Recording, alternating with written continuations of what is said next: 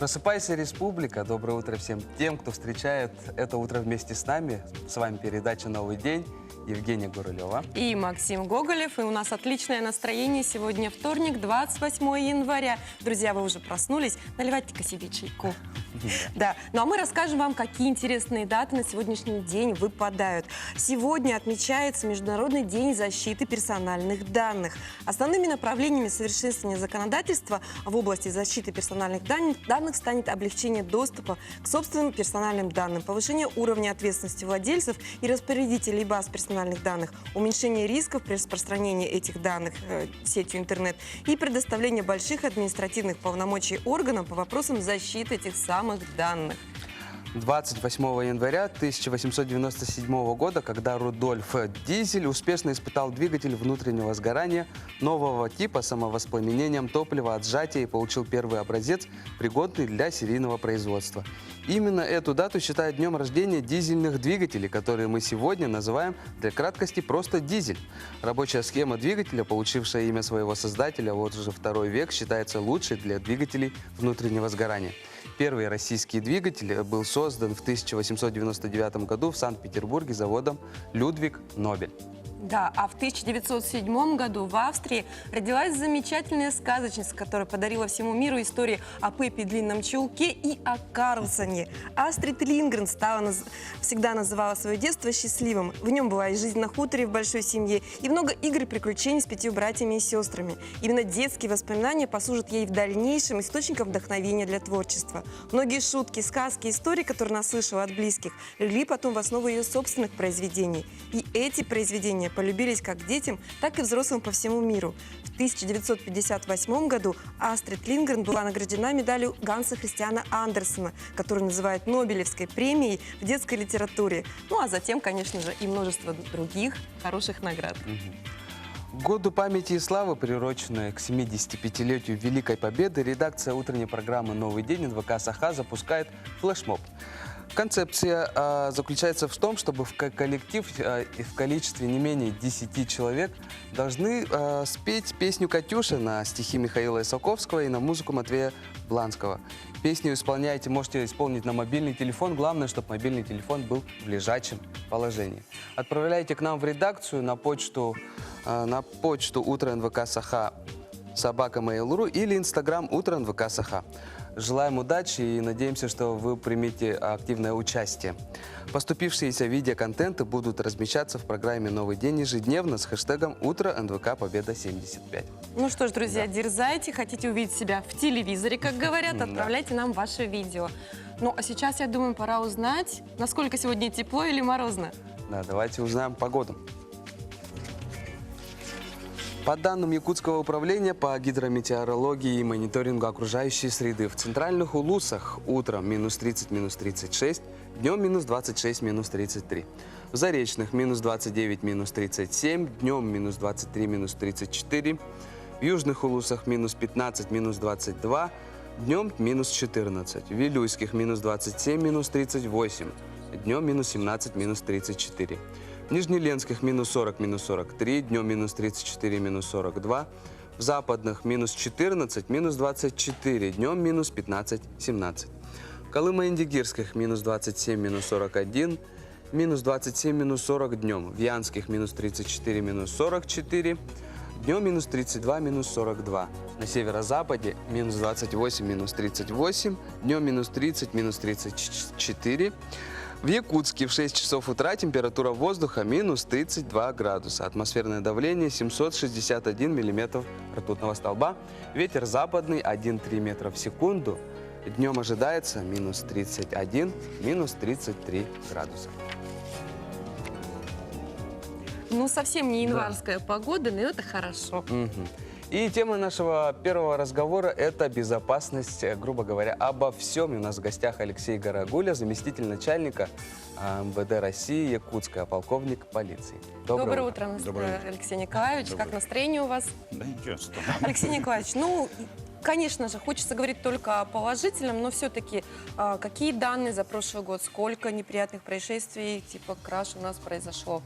Ну, всего за 2019 год зарегистрировано на территории города Якутска 2062 преступления, связанных с кражами, да. Ну, кражи это такой вид, который делится на несколько подвидов, скажем так, да. Вот. Есть у нас кражи с квартир, да, жилищ, которых у нас зарегистрировано 263 всего преступления. Ну и в последнее время довольно-таки серьезно влияет на оперативную обстановку. Это кражи, либо мошенничество мобильные, да, либо кражи с банковских карт То есть у населения. карты пластиковые, да? Да. Ну, там уже очень много случаев, насколько я знаю, и преступники, они очень-очень изобретательны. Ну, да. а помните, было такое, скажем, когда воровали телефоны в общественных местах или в автобусах, в Да, толчее? мне кажется, это и сейчас происходит. Да, вот Как ваш себя вести? совет, скажем так, человека знающего, как себя Ну, вести в общественных местах? Чтобы... предметом преступного посягательства, да, так мы называем профессионально, если говорить, вот, зачастую являются сотовые телефоны, мобильные телефоны, да, которые сейчас, как я уже сказал ранее, привязаны вот к банковским картам, да, либо же это предмет, который легко сбыть. Легко сбыть, да, либо там проходящему мимо человеку, либо же в ломбард могут сдать, ну и куда угодно, Ну да. Легкие деньги, так скажем, да. Поэтому, ну, так скажем, карманные кражи, мы их относим, вот если в автобусах, да, там в общественных местах, каких-то торговых заведениях, такие преступления еще имеют место быть, но так скажу, что их стало значительно меньше с предыдущими годами, потому что ну, работу все-таки проводим, да, профилактику проводим. Вот по фактам краж в автобусах профилактируем, чтобы все владельцы автобусов имели внутри автобуса в обязательном порядке видеонаблюдение. Да? Вы, наверное, ездите в автобусах, замечаете это, да? Ну, а Да, также есть идет камеры, да. системное, постоянное мониторинг в виде голосового сообщения, да, профилактики данных видов Ну, преступлений. действительно, камера очень сильно помогает. Алексей Да. Николаевич, а есть какие-то данные, ну, какие граждане какого возраста больше всего подвержены вот этим карманным кражам? Это, наверное, все-таки пожилые люди? Да нет, нет. Вот как-то тоже принято было говорить и думать, да, что в первую очередь вот такому виду преступлений подвергнуты лица пожилого возраста. Но это абсолютно не так. Наименее При защищенные. проведении анализов наших, да, это не подтверждается.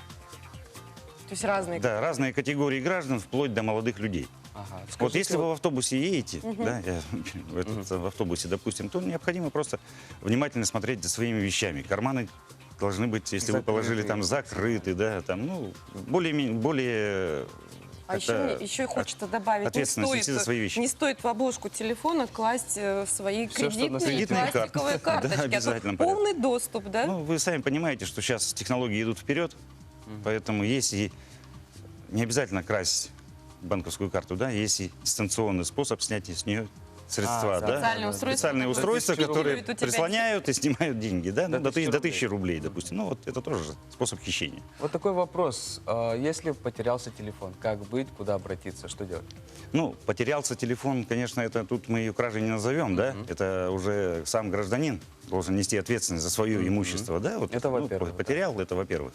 Ну, в случае, если, конечно, есть моменты, связанные с возможным хищением данного предмета, да, ну, телефона в данном случае, то, ну, необходимо просто обратиться в ближайший отдел полиции, написать заявление в дежурной части, значит, да, объяснить причины, показать примерно место совершения, где могло, ну, это произойти.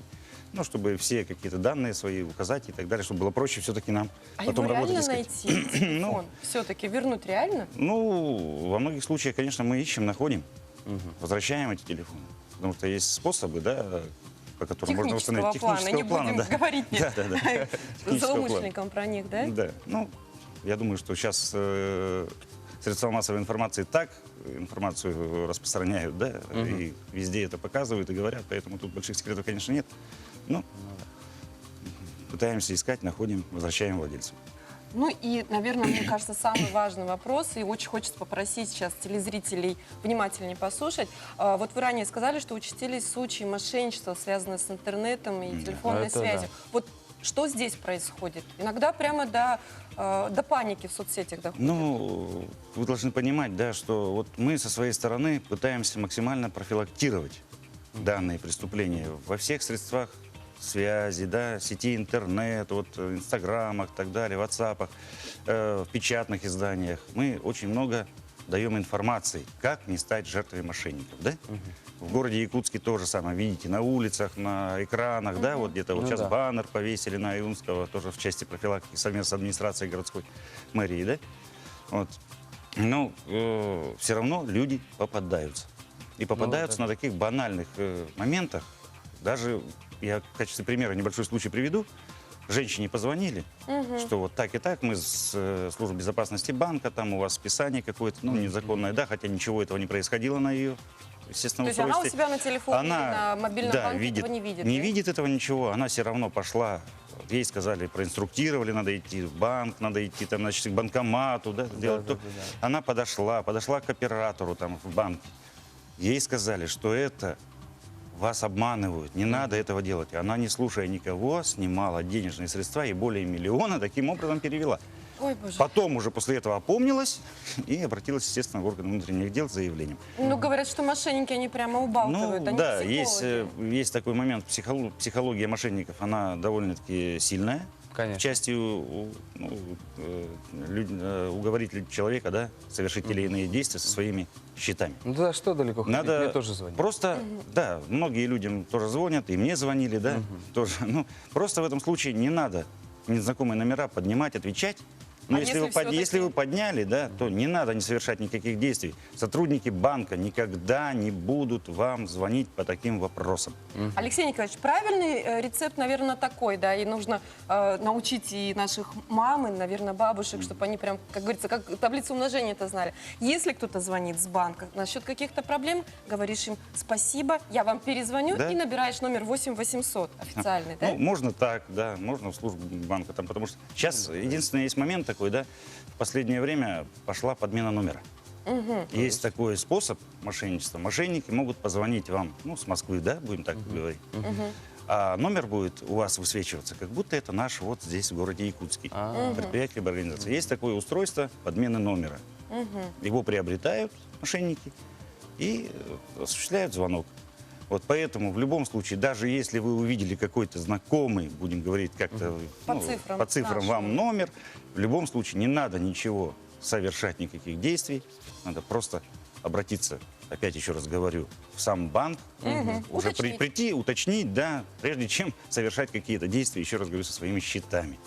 Поэтому этого нельзя делать вообще. Ну, большое спасибо, что нам сегодня так подробно рассказали. Я надеюсь, что ваша профилактическая работа и информирование населения, они дадут как можно быстрее свои плоды, и у нас мошенники просто останутся без работы. Ну, мы тоже на своей. это надеемся, да, ну и хотим предупредить наше население, чтобы, ну, все-таки не шли, не попадались на эти уловки, как и при заказе товаров в интернете, так и при, телефонных общениях по данным вопросам. Ну, все, Ну, хорошо. всё, Алексей, спасибо большое, что пришли, проинформировали. Друзья, ну а мы будем продолжать наш эфир. Очень радует, что технический прогресс не стоит на месте, и теперь даже граждане со слепотой могут пользоваться специальными приложениями для библиотеки. Давайте посмотрим следующий сюжет. Республиканская библиотека для слепых – единственное учреждение культуры в республике, обслуживающее инвалидов по зрению, содействуя их интеграции в обществе с помощью книг и чтения в доступном для них форматах. И вот на днях учреждение презентовало новое мобильное приложение. О создании мобильного приложения мечтали наши читатели очень давно, так как все-таки у нас есть и незрячие, и слабовидящие, и люди с затруднением чтения плоскопечатного текста. Но каждый день вот незрячий человек, выходя из дома, он совершает действительно настоящий подвиг. И благодаря вот возможности мобильного приложения у читателей наших появится возможность прослушивать аудиокниги, не выходя из дома. Мы обслуживаем всю республику. У нас более 2000 читателей.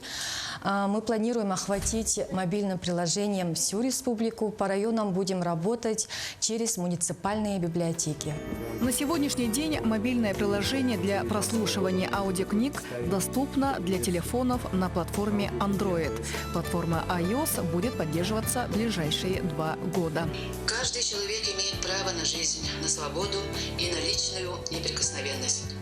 Всеобщая декларация прав человека, статья 3. Сита Агаллабатах Роман. По итогу приложением могут пользоваться наши читатели и люди, у которых возникает затруднение при чтении обычных книг. Они могут скачать его с Play Market уже в ближайшие дни наверняка. И получив у нас логин и пароль, логины и пароли мы выдаем в конце этого года и в начале следующего. И уже смогут получить доступ к базе наших книг. Среди читателей библиотеки наблюдается интерес к аудиокнигам и желание иметь удаленный доступ к ним. Мобильное приложение позволит слабовидящему или незрячему человеку получить удаленный доступ к говорящим книгам библиотеки.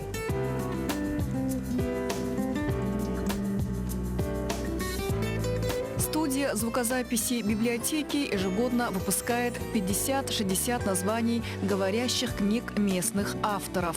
Объем репродуцированных книг за 50 лет дошел до 1000. С 2000 года я начал записывать книги на компьютере, то есть в формате MP3. И с этих пор уже записано, больше 900 книг. Незрячие читатели часто посещают библиотеку. Большим спросом пользуются художественная литература и детективы. Поэтому книги имеются разного формата. Плоскопечатные и на крупном шрифте тоже. Наталья Колесова, Андрей Рукавишников. Новый день. Что ж, очень хорошая библиотека. Альфред Нобель завещал все свое состояние фонду, который награждает людей за наибольшую пользу человечества. А кто же был первым нобелевским лауреатом по физике? Крепостное право отменил Александр II, названный освободителем. А когда отменилось крепостное право, на все эти и другие вопросы отвечали граждане в нашей постоянной школьной рубрике.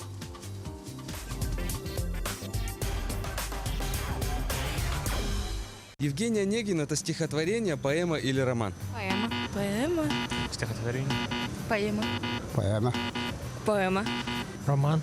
Роман. На роман будем читать. Роман. Роман.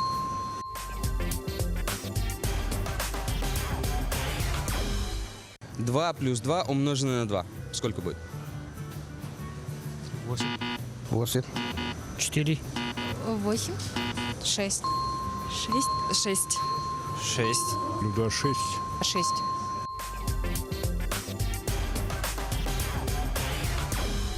Столица Соединенных Штатов Америки. Вашингтон, Нью-Йорк или Чикаго? Нью-Йорк. Чикаго. Вашингтон. Вашингтон. Вашингтон. Вашингтон, конечно. Вашингтон. Вашингтон. Вашингтон. Вашингтон.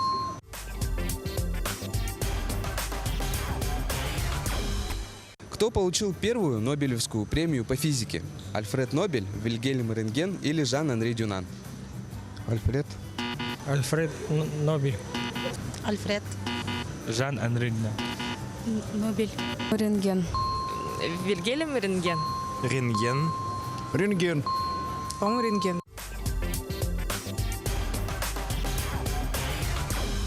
В какой воде меньшее содержание примесей? В дождевой, морской или минеральной? Минеральный. Минерал, да? Минеральный. Дождевой. Дождевой. Дождевой. Дождевой. Дождевой. Дождевой. Дождевой.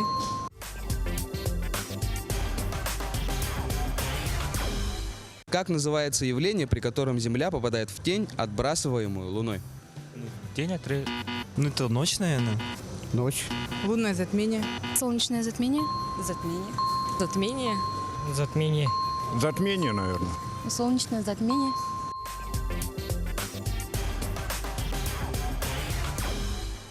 В каком году в России отменили крепостное право? В 1881, 1681 или 1861 году? 681. 761. 1861. 1861 году. 71. 1800. 1861. 1861. 1861. 1861.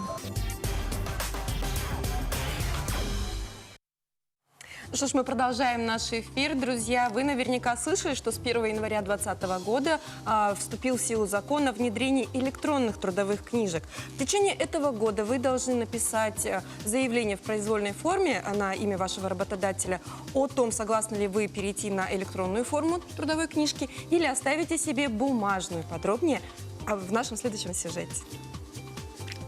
С 2020 года по всей стране, в том числе и в Якутии, вводится электронный формат трудовых книжек. Переход осуществляется в рамках реализации национального проекта «Цифровая экономика». С 1 января вступил в силу закон о внедрении электронных трудовых книжек. Таким образом, до конца 2020 года включительно работникам необходимо подать письменное заявление работодателю в произвольной форме о своем выборе – введение трудовой книжки в электронном виде или о сохранении бумажной трудовой книжки. Если работники напишут заявление о том, чтобы трудовая книжка осталась в бумажном виде, то работодатель будет вести, соответственно, в бумажном формате. Да? Но это не коснется тех работников, которые поступят на работу с 1 января 2021 года. Таким работникам будут заведены электронные, скажем так, трудовые книжки. Основное преимущество электронного документа – это удобство, сохранность сведений и возможность производить все операции с информацией о трудовом стаже в формате онлайн. Переход осуществляется в рамках реализации национального проекта «Цифровая экономика». Сведения будут централизованно храниться на информационных ресурсах Пенсионного фонда Российской Федерации. Соответственно, это облегчит и сократит время, затраты времени на оформление пенсии. Пенсии будут оформляться быстрее. Потом работники, независимо от местонахождения, смогут получать информацию о своей трудовой деятельности в электронном виде. В республике в настоящее время проводится работа по внедрению электронного формата трудовой книжки. Данный вопрос рассмотрен на республиканской трехсторонней комиссии по регулированию социально-трудовых отношений о действиях сторон социального партнерства. Нововведения вообще очень радуют, и особенно, когда они касаются возможности дополнительного образования. Сегодня к нам пришли гости. Мария Протодьяконова, преподаватель автономного учреждения дополнительного профессионального образования бизнес-школы Республики Саха-Якутия при Министерстве предпринимательства, и Евгения Сесина, выпускница первого потока акселерационной программы Fast Force по направлению бизнес. Доброе утро. Доброе утро. Ну что ж, Мария, расскажите, как появилась идея вообще ваша? По инициативе Министерства предпринимательства, торговли и туризма в марте прошлого года у нас стартовала первая акселерационная образовательная программа по развитию бизнес-проектов Fast Force, цель которой – это стимулирование развития субъектов малого и среднего предпринимательства. Участником данной программы могут стать все желающие, кто хочет открыть свой бизнес, а также действующие предприниматели. Сейчас мы ведем набор на третий поток акселерационной программы, и заявки мы принимаем до февраля. Насколько я помню, там есть 3 подраздела, скажем так, да? Все верно. В этом и состоит уникальность данного проекта. Сделать наши образовательные программы более адресными и эффективными позволяет их разделение по направлениям. Это стартап, 45+, и бизнес. У каждого направления свои цели и задачи, и образовательная программа в том числе. А если чуть-чуть поподробнее? Давайте, например, группа «Стартап». Она у нас предназначена для начинающих предпринимателей, у которых нет опыта в сфере... То есть еще ни разу никогда ни разу. Они У них не должно быть не вели. опыта в сфере предпринимательства, но у них должно быть огромное желание открыть свое дело. А дальше группа 45+, она также предназначена для начинающих предпринимателей и дает возможность дальнейшей самореализации людям предпенсионного возраста. И группа «Бизнес». Сюда зачисляются действующие предприниматели, которые хотят масштабировать свой бизнес или которые желают улучшить отдельные бизнес-процессы. Все, теперь понятно. Ну, а как же проходит обучение? Я так понимаю, что люди все взрослые, заняты, и насколько ваша программа насыщенная? Как все это согласовать со своим графиком? Обучение длится 3 месяца, но не стоит бояться, поскольку обучение у нас проходит в формате очно-заочно. Первый образовательный блок, он интенсивный. Это обучение по развитию их бизнес-проектов, бизнес-планирования. И, как ты сказала, модули, они разные для каждого направления. А по окончанию обучения, самое главное, хотелось бы подчеркнуть, что участники имеют возможность получить диплом о профессиональной переподготовке и управлении малым предприятием на базе высшего или среднего образования. Интересно мне, можно ли начать предпринимательство с первых дней или же все-таки после обучения? Кстати, да, если я предприниматель с нулевым стажем, Да. я пришла, зарегистрировалась, начала у вас обучаться, мне следует лучше дослушать до конца 3-месячного курса или можно сразу с пылу с жару? Ну, как раз таки это цель акселерации. Ведь что значит акселератор? Это ускоренное развитие какого-либо проекта.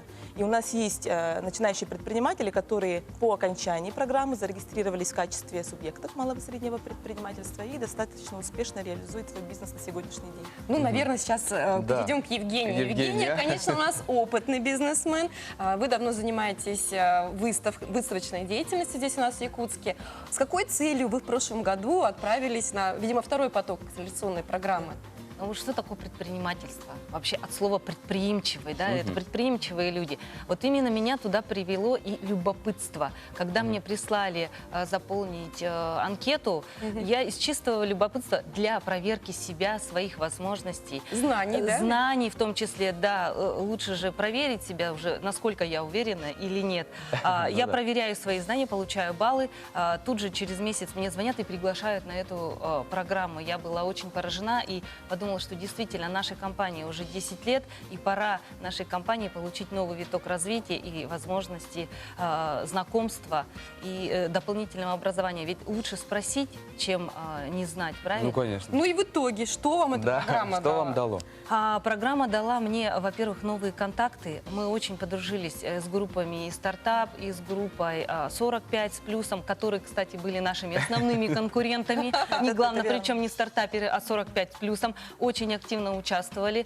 Мы с ними подружились, продолжаем дальше общаться. Также мы с однокурсниками общаемся. Они постоянно принимают участие, кстати, в моих выставках, что очень приятно. И с бизнес-школой у нас также совместно какие-то проекты возникают. То есть оно настолько дало развитие, толчок и итогом моей дипломной работы, потому что по итогам акселерационной программы, несмотря на то, что я уже в бизнесе 10 лет, да, я защищалась перед министерством, представителями, да, этот свой выставочный проект в сфере IT-технологий, я думаю, что мы его внедрим так или иначе, ну, небольшими Это шагами. вот то новое, что вы придумали, да? Да, то новое, то, что мы придумали, да. Да. Сейчас я об этом не буду говорить.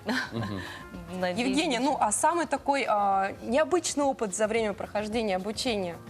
После того, как вот меня на обучение пригласили, ну, я поняла, что надо развиваться, саморазвиваться, искать контакты. И думаю, ну, будет обучение обычное. Я буду, как обычно, приходить, лекции. Да, у нас вначале было, мы заполняли тесты, слушали лекции, а потом пошло вообще все не знаю. Даже для меня я поразилась, что у нас были какие-то веревочные курсы. Причем в прямом смысле мы тянули веревку. У нас были веселые старты, у нас выезд на природу было. То есть все то, что расширяет границы, Да. освежает нейронные связи. Вот Да. именно. И даже нас погружали в то, что мы могли принять участие в курсах швей, в курсах поваров. То, чего я вообще никогда не касалась. Ну вот так Мария, вот, да. Хотелось бы, вот мы знаем, что 120 человек обучилось, да, уже. Расскажите немножко поподробнее по третий поток. Как попасть? Да, и как на него зарегистрироваться? Все верно, сейчас стартовал прием заявок на участие в третьем потоке акселерационной программы. Чтобы стать участником, нужно зарегистрироваться на сайте бизнес-школы, заполнить анкету, пройти тестирование. По результатам тестирования мы приглашаем на собеседование. Ну, то есть могут попасть не все. Ну, Все выбирают желающие. лучших из лучших, Да. самых стремящихся. Это здорово. Большое спасибо, что Да. к нам пришли, Мария. Я надеюсь, у вас будет такой же насыщенный, интересный поток, как предыдущие. Ну, а Евгения, будем следить за вашими успехами, насколько у вас все будет круче в наступающем году. Да, мне тоже лично это было очень интересно послушать. Друзья, И- ну а да. мы с вами сейчас прерываемся на небольшую паузу. Вернемся после рекламы. Будет все так же интересно и полезно. Не переключайтесь.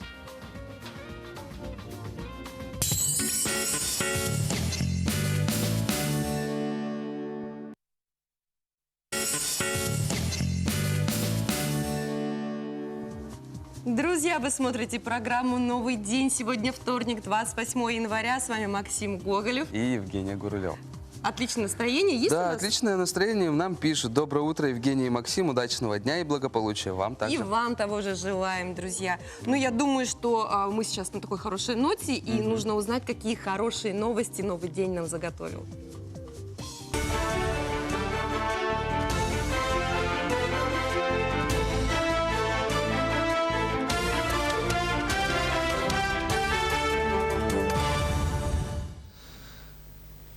Здравствуйте. В прямом эфире новости. В студии Андрей Погорелов с информацией к началу дня.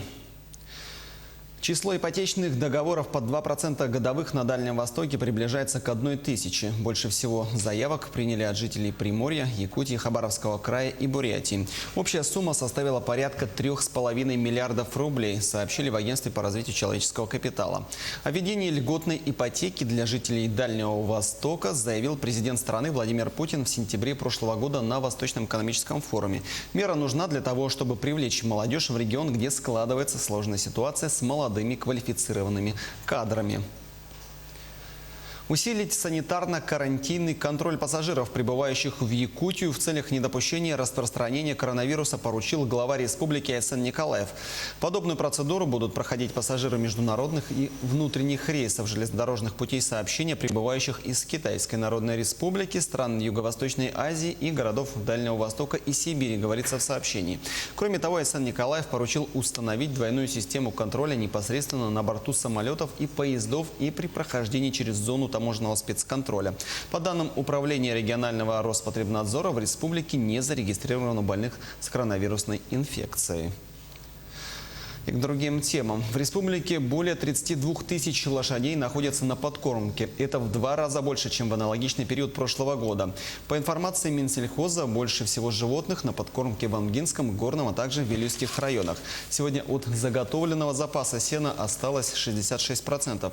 Усложняют зимовку природные и климатические условия. В настоящее время Минсельхоз собирает заявки на перевозку сена и поставку дополнительных кормов. Заявки подали 8 районов. Дополнительные корма, потребность, заявка до сих пор принимается. Расчет потребности дополнительных кормах, в грубых кормах предварительно 3000 тонн извне улус. Заявилось улусов 8 улусов, это считая Верхоянские, Евино, Бытантайские улусы, где сложная зимовка. Верхоянские предварительно у нас улус считается с чрезвычайным положением в связи с пожарами, поэтому потребность в северных районах есть. Кроме того, в последнее время участились случаи нападения волков на табуны лошадей. Например, на участке Олом-Кюэль, близ речки Чонойу Амгинского района, хищники задрали кобылу одного из крестьянских хозяйств. Волки нанесли ущерб и предприятиям Вилюйского района. Вопросы развития транспортной инфраструктуры обсудили на совещании в рамках празднования 55-летия Мирнинского района. Дискуссия началась с авиационной темы. В этом году в Мирном начнется строительство новой взлетно-посадочной полосы из современного аэровокзального комплекса. На эти цели будет направлено не менее 19 миллиардов рублей. Участники совещания отметили необходимость расширить список направлений субсидированных билетов внутри региона. Большое внимание уделили вопросам общего состояния дорог Анабар, Вилюй и строительству мостовых переходов. В этом году в эксплуатацию введут 2 моста через реку Тюкян и Малая Бутуовья. Сейчас необходимо сосредоточиться на инфраструктурных проектах, которые необходимы для субъектов Российской Федерации.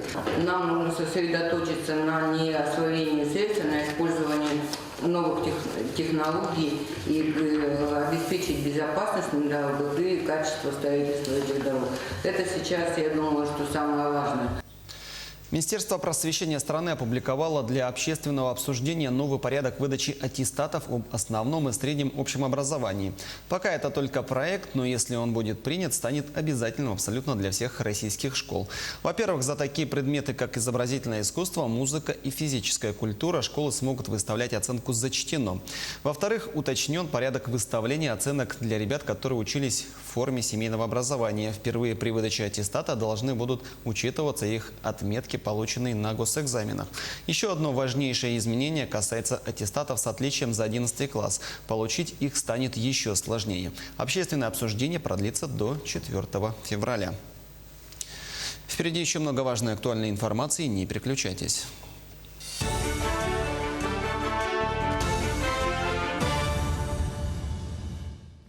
Если мы поговорили сперва о безопасности, потом о бизнес-школе, а сейчас мы разговариваем Логично поговорить о кредитной кредитах. истории. Да. И у нас в гостях Анастасия Вилкова, финансовый эксперт. Доброе утро. Анастасия, доброе утро. Ну, все знают, что без кредитов мы сейчас уже никуда, хотя бы даже если подумать об ипотечном кредите. Но есть данные, что за последние годы у многих людей испортилась так называемая кредитная история.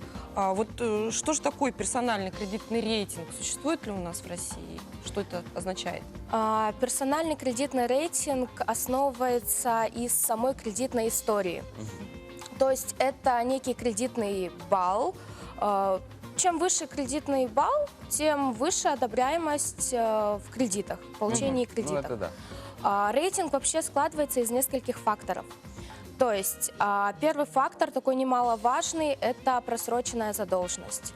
У большинства банков есть такой стоп-фактор в одобрении кредитов, если есть вот это, проблемный так скажем, да, плательщик, да? просрочка. Конечно же, второй такой немаловажный фактор – это уже имеющаяся информация в кредитной истории.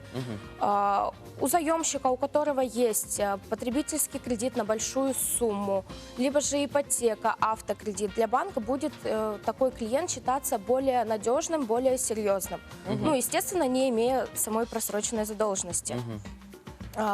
Также вы можете сами, например, посмотреть свой рейтинг на официальном сайте НБКИ, либо equifax.ru. Необходимо просто зарегистрироваться и подтвердить свою учетную запись с помощью госуслуг.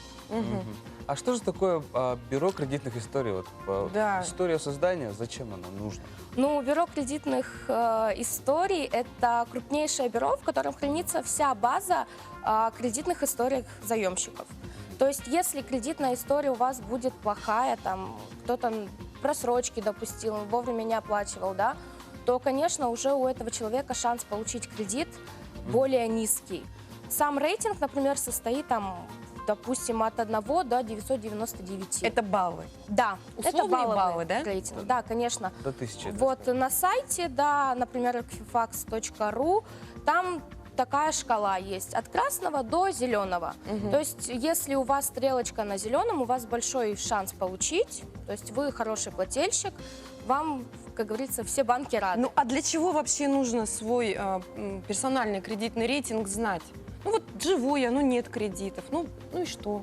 Ну, ситуации бывают разные. Например, в дальнейшем вы хотите взять ипотеку. Конечно, если у вас плохая кредитная история, вам ни один банк не одобрит, даже под высокие проценты.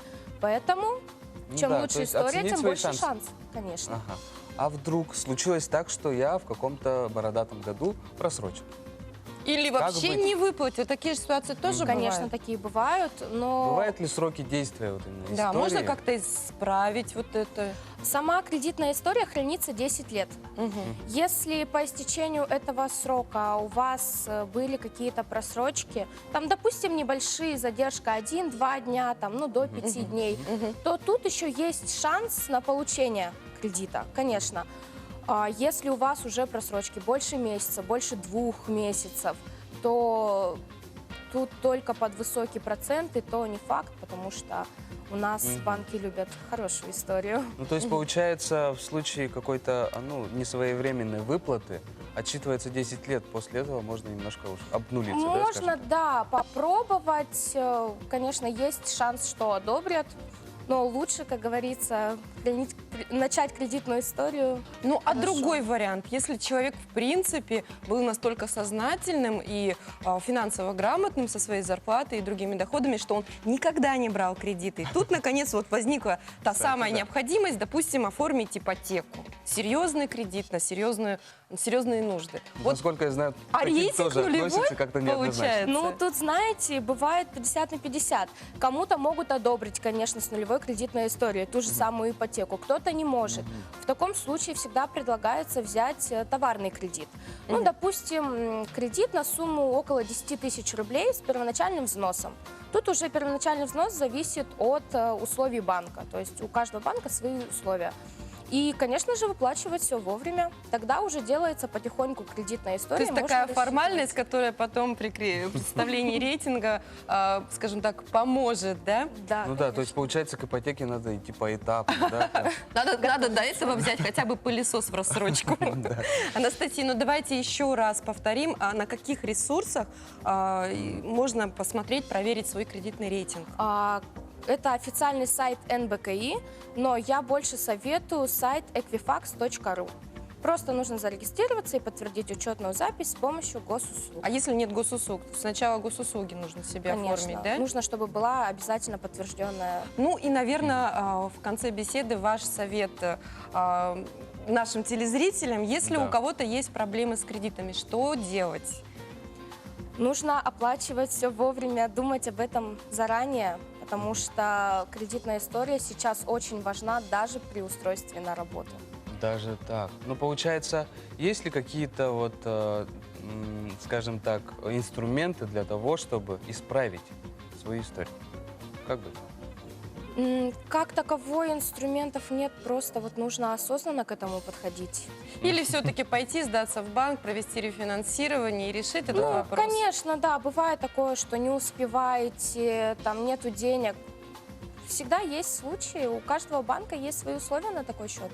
Банки идут навстречу. И опять же, давайте продублируем, какие основные факторы влияют на кредитный рейтинг. Из чего он состоит? Это первое, конечно, просроченная задолженность. Ни в коем случае никогда нельзя допускать просрочку. И уже имеющиеся кредиты. То есть суммы, срок, это все зависит на кредитную историю. То есть должны быть какие-то кредиты, они должны быть успешные, срок выплачены, и на самом деле должны быть какие-то моменты, касающиеся размера зарплаты и, скажем так, серьезного отношения к жизни. Ну да, действительно. Вот к вам много обращаются с проблемами именно кредитной?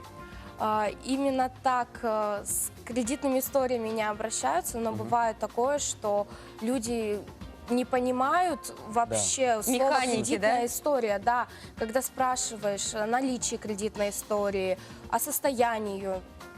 Что Нет, это? все хорошо, никогда кредиты ранее не брали, там мы чисты, а по итогу оказывается совсем по-другому. Поэтому, конечно, нужно заботиться об этом. Хорошо, Спасибо большое, Анастасия, что подошли. вам за советы, за информацию, друзья. Но опять же мы прерываемся на небольшую паузу, оставайтесь с нами.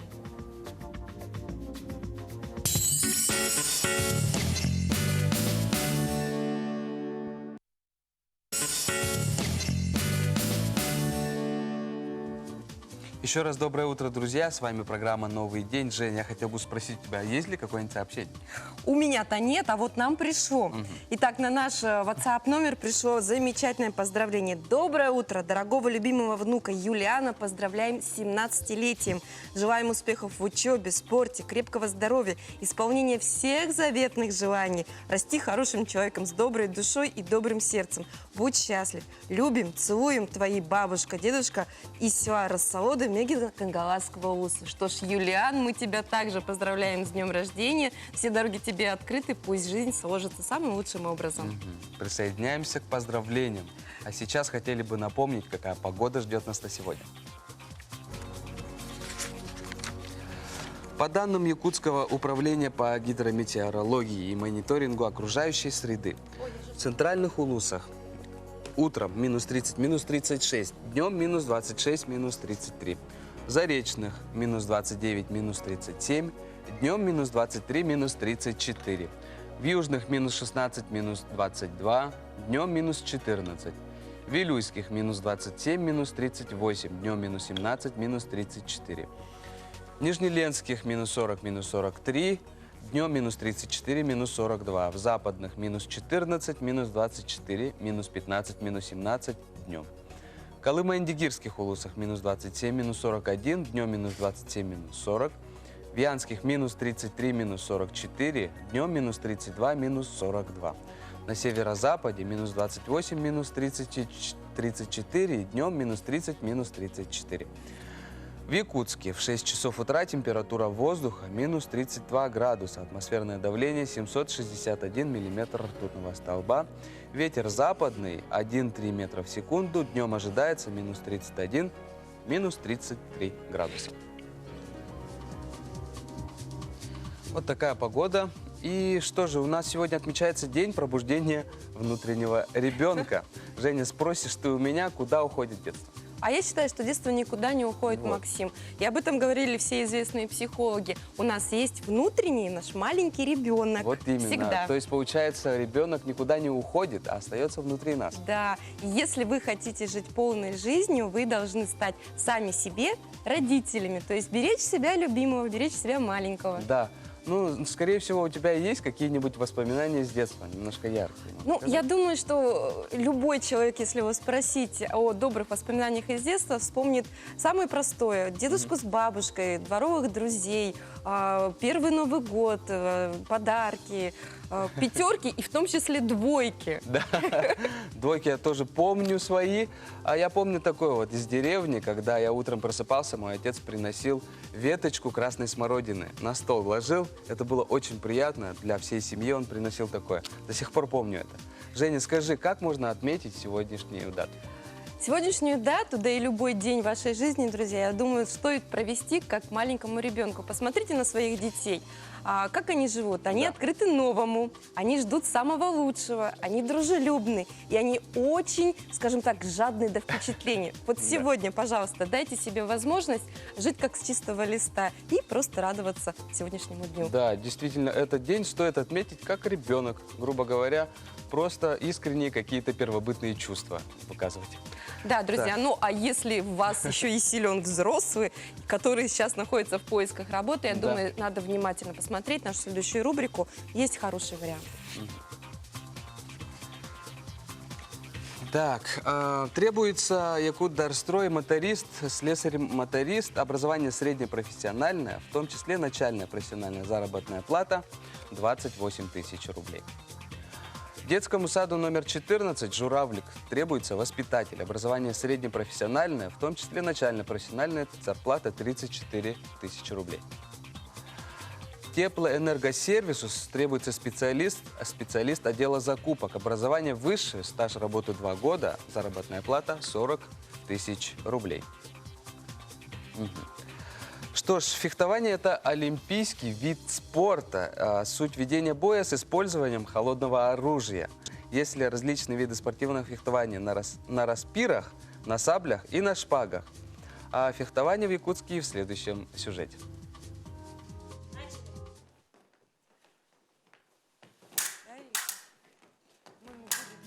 2 раза в неделю юные фехтовальщики смыкают шпаги во время тренировок. Спортсменам необходимо нанести укол сопернику и при этом избежать уколов по себе. Фехтовальщики носят белую форму, потому что раньше уколы отпечатывались на белой поверхности благодаря пропитанному чернилами кусочку хлопчатобумажной ткани, нацепленными на кончик оружия. Сегодня электронная техника, которая подключается и к маске, и к костюму спортсмена, не пропускает ни одного касания. Фехтование тут в Якутске в 50-х, 60-х годах был. Он существовал 6 лет, но потом уже это все закрыли. Ну и вот с 2018 года начали тренировать мы открылись, вот Федерация фехтования в Якутске открыли. И тренируем мы детей, у меня 18 детей тренируется. В фехтовании маски, защитные куртки и перчатки обязательны. В школе занимаются дети от 7 лет. Многих привлекает необычность спорта. Этот спорт я выбрала, потому что он достаточно необычный, не такой, как, допустим, футбол или волейбол. Такое редко где можно встретить. Я планирую в будущем стать мастером спорта. Пока я тренируюсь, участвую в различных соревнованиях внутриклубных. Все хорошо получается. Несмотря на то, что фехтование в Якутске относительно молодой вид спорта, у юных фехтовальщиков есть свои первые, пока скромные, но уверенные победы. В 2018 году мы ездили на учебно-тренировочные сборы в город Новосибирск. Также мы в прошлом году, в октябре, участвовали в первенстве Олимпийского резерва в городе Новосибирске. До полуфинала мы дошли, и это очень даже хороший результат для нас. Нам сказали сначала на соревнования поедем. Мы там были 3 дня. Я до полуфинала дошел. Я еще хотела бы участвовать в соревнованиях. Фехтование развивает координацию и реакцию, тренирует практически все группы мышц. Также логическое мышление. Не зря этот вид спорта сравнивают с шахматами. И самое главное, в фехтовании особых ограничений нету. Было бы желание. А пока наши юные спортсмены тренируются и готовятся к следующим соревнованиям. Мария Павлова, Илья Жараев. Новый день. Якутск. Как говорил великий Д'Артаньян, 1000 чертей. Даже не знала, что у нас в городе есть такая замечательная секция. Максим, а ты каким видом спорта занимался в детстве? В детстве, да, я немного занимался национальными видами спорта, конечно. Продолжаешь сейчас? Сейчас, да, продолжаю. Ну что ж, спорт – это жизнь, движение – это жизнь, друзья. В Якутске стартовал второй этап всероссийского проекта «Мини-футбол в школу». Этот проект реализуется в России уже 15 лет, так что, друзья, если ваш ребенок проявляет интерес к мячу, к болельщикам и к большим расстояниям для бега, пожалуйста, внимательно смотрите следующий сюжет. Турнир отличается тем, что здесь не принимают участие команды, занимающиеся в специализированных школах. Он создан для тех детей, которые не попали в спортивную школу. Этот проект в России проводится 15 лет, в республике с 2011 года проводится. После этого мы выявляем победителей, и они идут в Приморском крае. На второй этап всероссийского проекта «Мини-футбол в школу» приехали из разных районов республики. Кроме юношей, в мини-футбол стали играть и представительницы прекрасного пола. Я считаю, что это очень хороший проект, да, вот с ребятами, с тренерами разговариваем, да, здесь вот обсуждаем вот игры, да, и что это нужно для популяризации мини-футбола. У нас и так очень сильно развит футбол, но все равно еще мы больше охватываем вот этими соревнованиями массовость в нашем городе, в республике. Мы сперва выиграли в городском этапе, потом нас отправили на республиканский, и мы здесь выиграли первую игру. Спорт нам дает физическую подготовку, силу. В республике мини-футбол пользуется популярностью среди школьников. И эти соревнования для участников способны стать началом большого пути. Футбол – это прекрасный вид спорта. Сейчас этот спорт в целом получает развитие на международном уровне. Он уже включен в программу юношеской олимпиады. Я уверен, настанет скоро тот момент, когда он войдет в программу Олимпийских игр. И вполне возможно, с нашей республики благодаря этому проекту появятся олимпийские чемпионы, почему нет?